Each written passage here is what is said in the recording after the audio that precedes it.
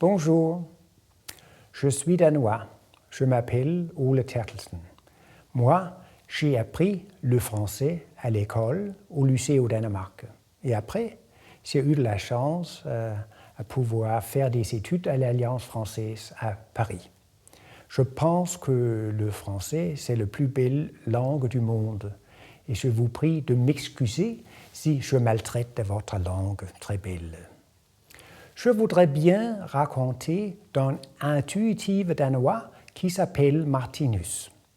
Il est né en 1890, il a vécu 90 ans et il est décédé en 1981. Il a vécu dans la campagne, il a étudié à l'école seulement 7 ans, il n'a pas plus appris et après il a travaillé chez un fermier, il a travaillé dans une laiterie. Mais quand il avait 30 ans, il a eu une initiation, il est devenu initié. Il dit avec ses propres mots qu'il a eu une conscience cosmique et il a eu une intuition pleinement évoluée. Il dit qu'il a eu un accès à l'océan de connaissances. Il a pu observer le monde spirituel ainsi que les lois naturelles, les principes cosmiques et les principes éternels de tout l'univers. Comme ça, Martinus, il n'est pas un philosophe. Il n'a pas eu des pensées, c'est basé sur une perception intuitive. Et après cette initiation, il a eu une conscience cosmique permanente. Et chaque fois, quand il a eu un problème spirituel, il a pu vivre la réponse d'une manière intuitive. Et comme ça, il a pu faire une nouvelle image du monde. Il a créé une image du monde éternel. Il a pu construire une cosmologie et aujourd'hui on parle de la cosmologie de Martinus ou de la science spirituelle de Martinus. Il a fait une image du monde éternel et il parle d'une nouvelle incarnation de sagesse éternelle. Et il a écrit 10 000 pages. Et l'œuvre chef, c'est le livre de la vie, 3000 pages, 7 volumes. Et Martinus a décrit tout ce qui existe. Il parle d'un univers éternel, infini. Il parle de la vie dans le méscosmos. Les plantes, les animaux, les hommes de terre sont des êtres vivants. Mais les organes aussi, ce sont des êtres vivants. Les cellules, les atomes, les molécules sont des êtres vivants dans le microcosme. Et il parle d'un macrocosme. La Terre est un être vivant, le système solaire est un être vivant, notre galaxie est un être vivant. Et ça continue dans l'infini, dans le macrocosme. Et il parle d'un temps éternel. Le temps n'a jamais commencé, ne va jamais finir. Il a tout décrit dans l'espace et le temps. Et il a pu vivre que tous les êtres vivants sont des êtres éternels. Et comme dans la géographie, il y a des maps, il y a des cartes géographiques, il a construit des symboles qui peuvent décrire le monde spirituel. Martinus a dessiné 100 symboles et je voudrais bien montrer symbole numéro 16, l'être vivant. Tous les êtres vivants, les cellules, les molécules, les organes, les organismes, planètes, systèmes solaires, ont la même construction. Tous les êtres vivants ont un côté éternel et un côté créé. Toutes les choses qui sont créées ont un commencement et une fin. Ça veut dire que c'est une construction qui est éternelle dans l'un côté et créée dans l'autre. Et ici, il a symboliser un être vivant. L'être vivant, c'est une unité, mais dans l'analyse, il a divisé cet être vivant dans 3 parties. Il parle X1, X2, X3. Ce sont les 3 parties. Mais il parle aussi du créateur, le pouvoir créatrice et le créé. Et c'est le moi, le je. C'est le nucléi, c'est le centre. On dit je mange, je me promène. Quand on dit je, ça a une référence à un noyau éternel. Et ici, c'est le pouvoir créatrice avec le couleur violette. Il symbolise l'énergie maternelle. Et cette part est aussi une part de l'être vivant qui est éternel. C'est le superconscience, X1 et X2. C'est une superconscience qui existe éternellement pour tous les êtres vivants. Mais cette énergie maternelle peut contrôler les énergies dans le monde créé. Qu'est-ce que l'énergie? L'énergie, c'est des vibrations, c'est le mouvement. Dans X3, c'est le monde créé. Il y a toujours des vibrations. Mais le monde créé a aussi un part physique et un part spirituel. Il y a des mondes spirituels et nous sommes dans un monde physique. Et dans sa cosmologie, Martinus explique que dans notre conscience, nous pouvons utiliser l'énergie maternelle, violette, mais on a aussi 6 énergies de base. Et il parle d'une énergie de l'instinct. Et l'instinct est symbolisé par la couleur rouge. Et ça peut contrôler toutes les fonctions qui vont automatiquement. Et il y a une énergie de pesanteur. Nous sommes dans le monde physique, nous avons des corps, des organismes très lourds, et c'est dominé par l'énergie de pesanteur. Mais l'aspect spirituel de cette énergie est une énergie explosive. Dans le règne de l'animal, il y a beaucoup de batailles, il y a beaucoup d'explosions, pour ainsi dire, dans la conscience. Avec la couleur jaune, nous avons l'énergie des sentiments et c'est aussi une énergie de l'amour. Et avec le couleur jaune, Martin nous a montré l'énergie de l'intelligence. Et le couleur bleu, c'est l'énergie de l'intuition et après, c'est l'énergie de mémoire avec une couleur de indigo. Et ici, il y a un cercle qui est orange. Ça symbolise notre corps physique et ce sont les structures superphysiques. Dans une conférence, il dit que ce cercle peut aussi symboliser concret qu'on est identique avec le corps physique. Et quand le corps physique ne fonctionne plus, on est mort, il n'y a rien. Et on croit dans le mort.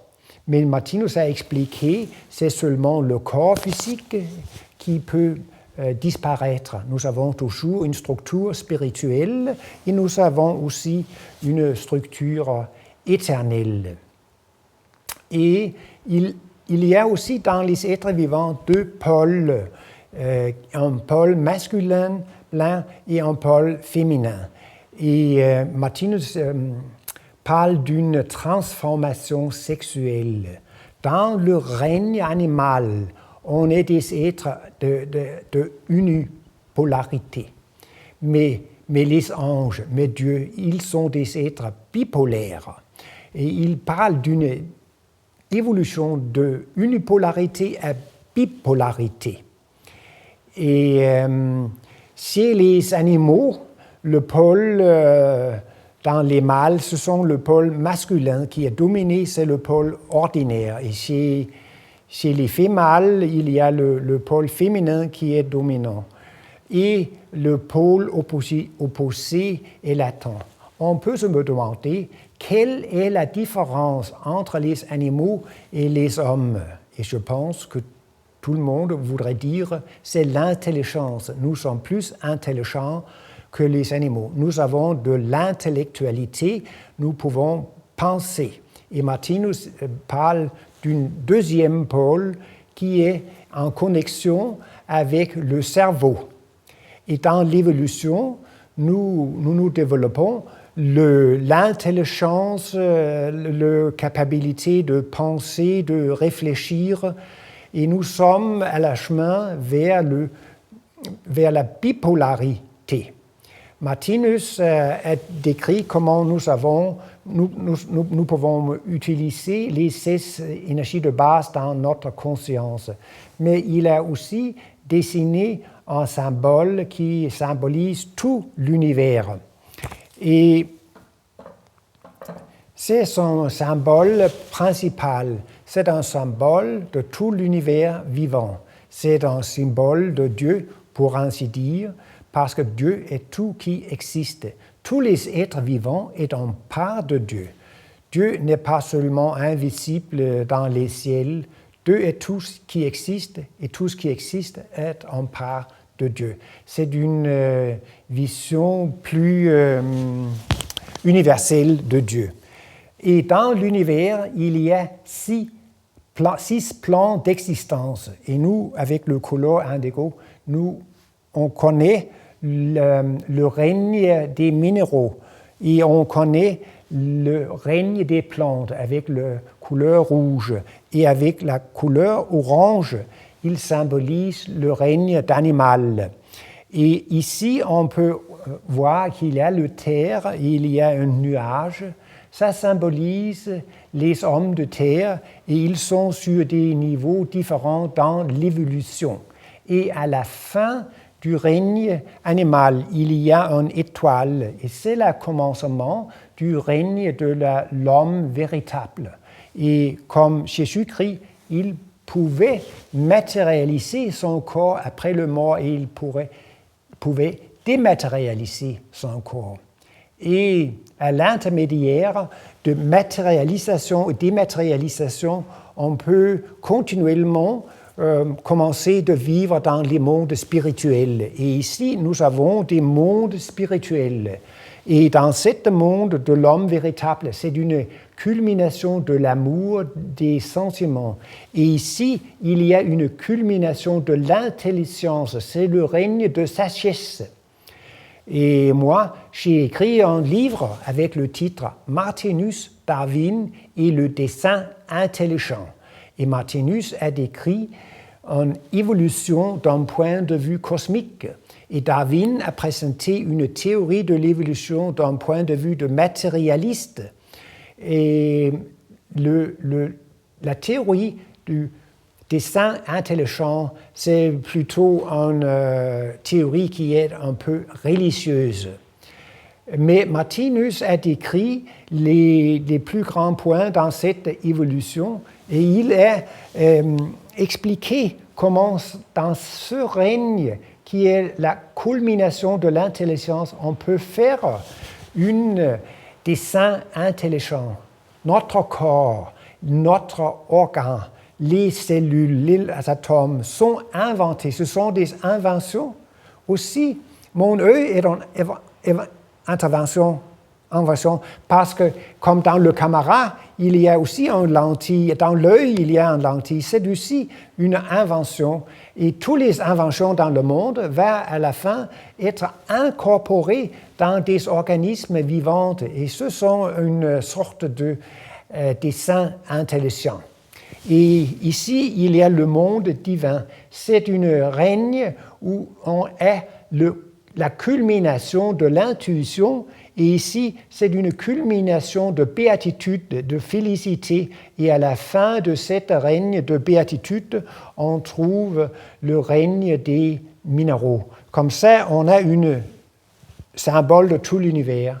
Au milieu de ce symbole, on peut voir le je, le moi de l'univers. Et ici, avec les petits cercles blancs, nous avons le je, le moi de tous les individus sur les plans d'existence.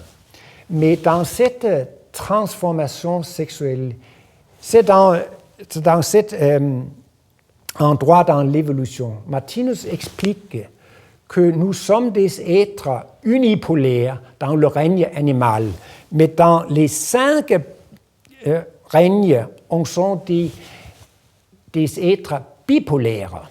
Et ici, au milieu du règne animal, il y a une culmination de unipolarité, et le fin de la règne d'animal, c'est une bipolarité. Selon Martinus, Jésus-Christ était un être bipolaire. Et Martinus a expliqué que lui-même, il était aussi un être bipolaire. Il était conscient dans sa pôle masculin et aussi dans sa pôle féminin. Et c'est une grande surprise dans l'évolution. Dans le règne de l'animal, il y a des mâles et des femelles. Il y a des hommes et des femmes. Il était des hommes et femmes. Maintenant, il y a femmes et hommes. Mais dans l'avenir, il n'y a pas de femmes d'hommes. Il y a un troisième sexe. Pour moi, c'est une grande surprise. Et cette sexe, c'est une sexe à bipolarité. Et on peut se demander, qu'est-ce qui se passe aujourd'hui? Qu'est-ce qui s'est passé dans les 20 années avant, 50, 100 ans? On a vu qu'il y a beaucoup de divorces. Il y a beaucoup des hommes qui vivent seuls et on peut voir que la différence entre l'homme et la femme n'est pas grande. Il y a une égalité qui croît et croît. Et quelle est la fin de cette évolution? La fin de cette évolution est qu'il n'y a pas de différence entre femme et l'homme. Et premièrement, la conscience serait bipolaire. Et après, le corps. Et naturellement, quand la femme va naître des enfants et va donner du lait à le bébé, elle est dans un rôle féminin. Mais quand on est un être bipolaire, à la fin, on peut se matérialiser dans le monde. Ce n'est pas nécessaire d'être né d'une femme. On peut se matérialiser encore dans le monde physique. Et à ce moment-là, il y a une totale égalité entre hommes et femmes. Martinus a dessiné un symbole, c'est symbole numéro 33. Et ce sont les pensées, les climats de pensée de l'animal et de l'être humain. Et dans ce symbole, il a symbolisé le pôle masculin avec une couleur vert et le pôle féminin avec un pôle jaune. Et au milieu du règne animal, on peut voir qu'il y a 2 êtres à unipolarité. L'être qui est jaune, c'est une femelle et l'être avec la couleur vert, c'est un mâle. Et dans la femme, on peut voir que le pôle masculin se développe graduellement jusqu'à la égalité, jusqu'à la balance et à la égalité. Et chez l'homme, avec la couleur jaune, avec la couleur vert, on peut voir qu'il y a un pôle qui graduellement croît. Et c'est le pôle féminin avec la couleur jaune. Et à la fin, il y a une bipolarité. Et quand on est devenu un être bipolaire, on peut rentrer dans le règne de l'homme véritable. Jésus-Christ, il était un homme véritable. La mission de Jésus-Christ, selon Martinus, c'est de démontrer un être parfait. Jésus-Christ était un homme de la plus grande sagesse. Il a toujours dit la vérité. Il s'est toujours comporté correctement. Il a pratiqué l'amour du prochain. Il était créé dans l'image de Dieu. Mais il n'est pas une exception. Martinus dit tout le monde sur la terre va devenir des êtres comme Christ. Et après 3000 ans, la plupart des êtres sur la terre veulent être des êtres comme le Christ. Nous avons une avenir très merveilleuse.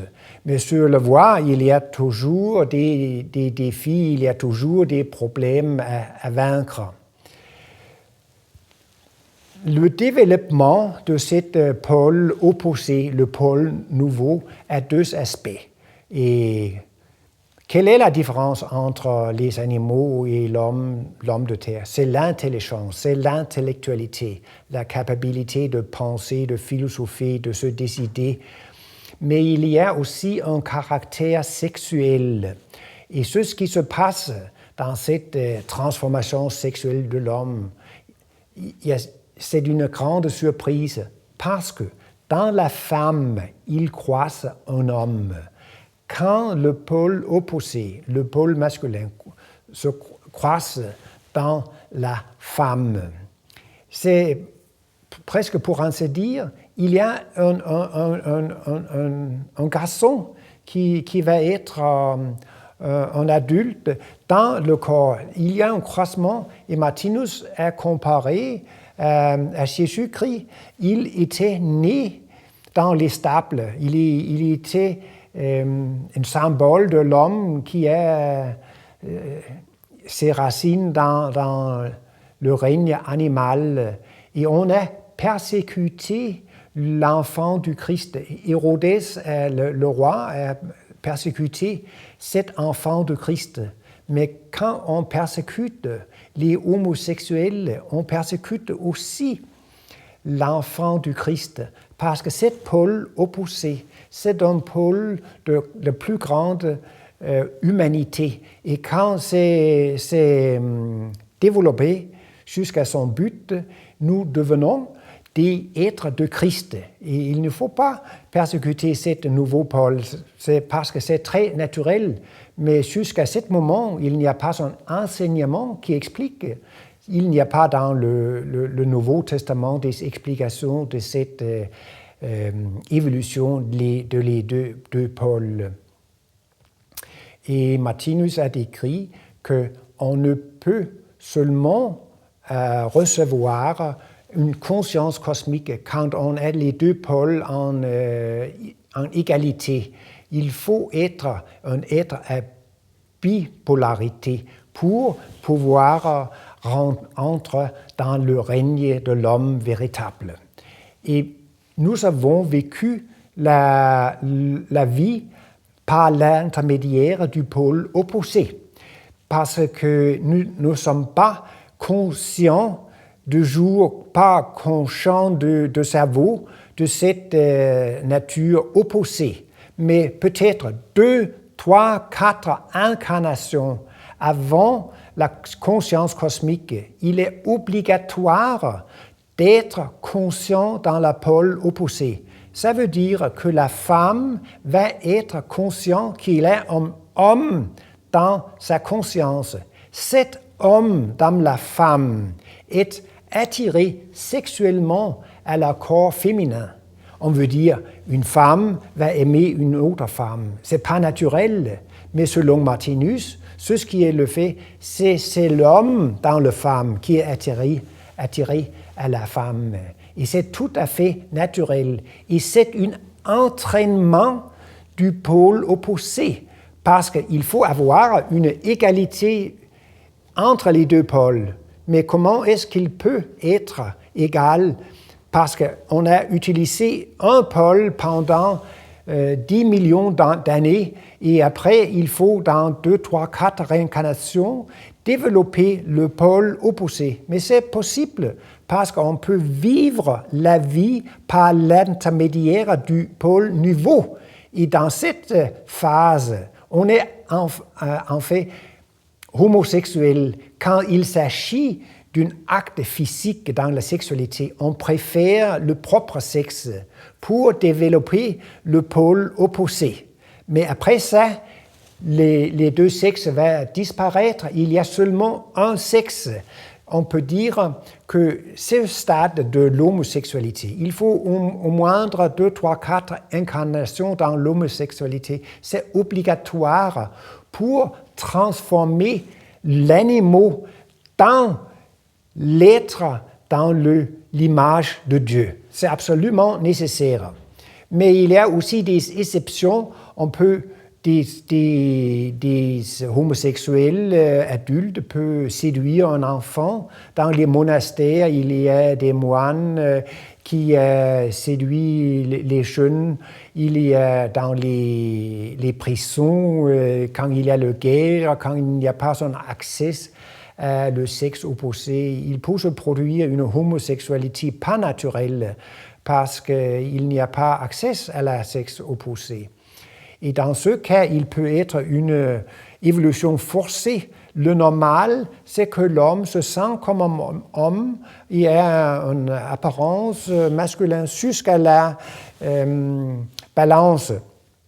Mais si c'est forcé, il peut aboutir à qu'un tel homme se sent comme une femme. Mais il y a en fait dans un corps d'homme, c'est une situation très malheureuse parce que il y a une discrépance.